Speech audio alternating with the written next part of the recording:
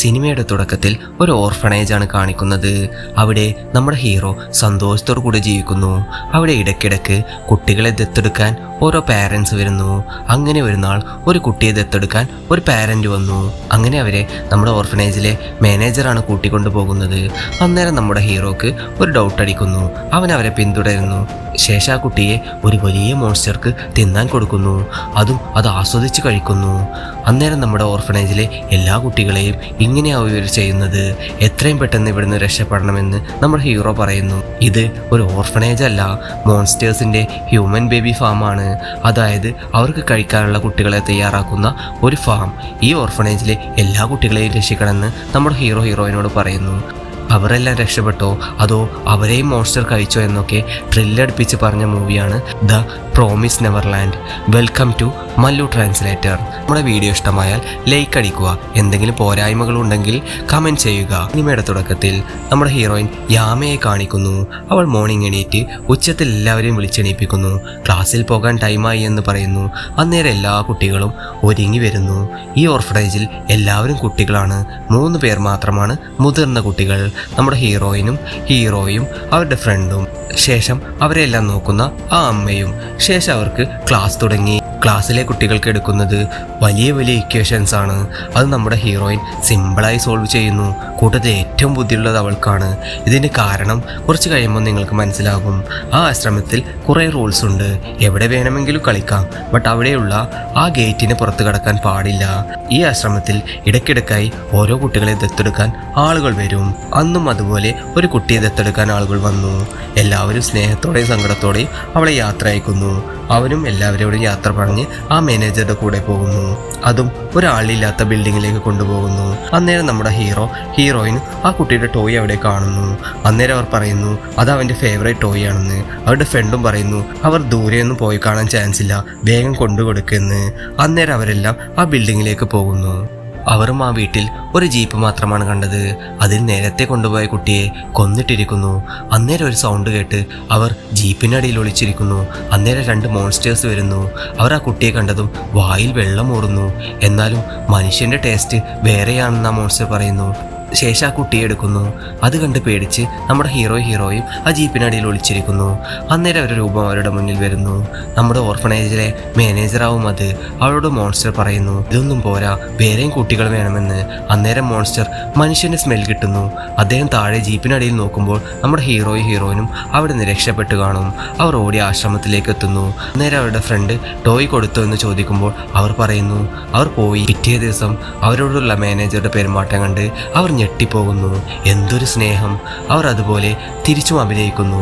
അങ്ങനെ അവർ 2 പേരും തനിയെ പോയി സംസാരിക്കുന്നു. നമ്മളെ ഇവിടെ വളർത്തുകയില്ല, ഇവിടെയുള്ള മോൺസ്റ്ററിനുള്ള തീറ്റയാണ് നമ്മളെന്ന്.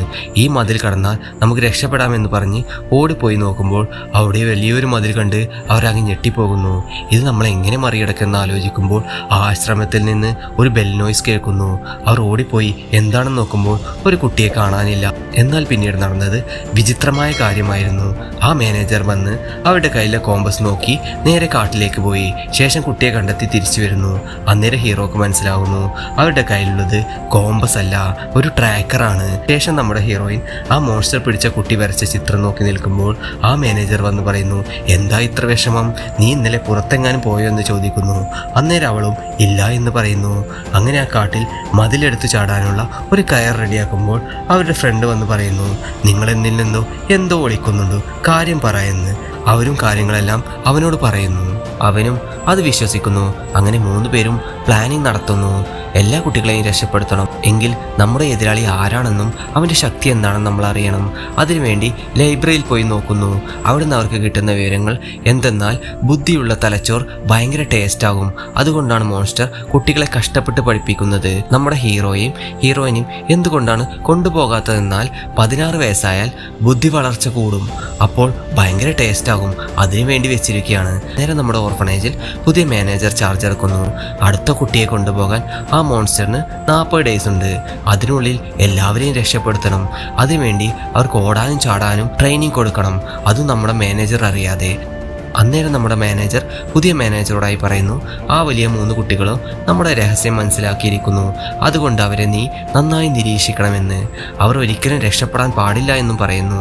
നമ്മുടെ ഹീറോയും ഹീറോയിനും കുട്ടികളെ ഓടാനും ചാടാനും എതിരാളികളിൽ നിന്ന് രക്ഷപ്പെടുത്താനും ട്രെയിനിങ് കൊടുക്കുന്നു. ശേഷം നമ്മുടെ ഹീറോ പറയുന്നു, നമ്മുടെ എല്ലാ പ്ലാനും ആ മാനേജർക്ക് അറിയാം, കാരണം നമ്മുടെ കൂട്ടത്തിൽ ഒരു സ്പൈ ഉണ്ട്, അവനെല്ലാം അവർക്ക് പറഞ്ഞു കൊടുക്കുന്നു എന്ന്.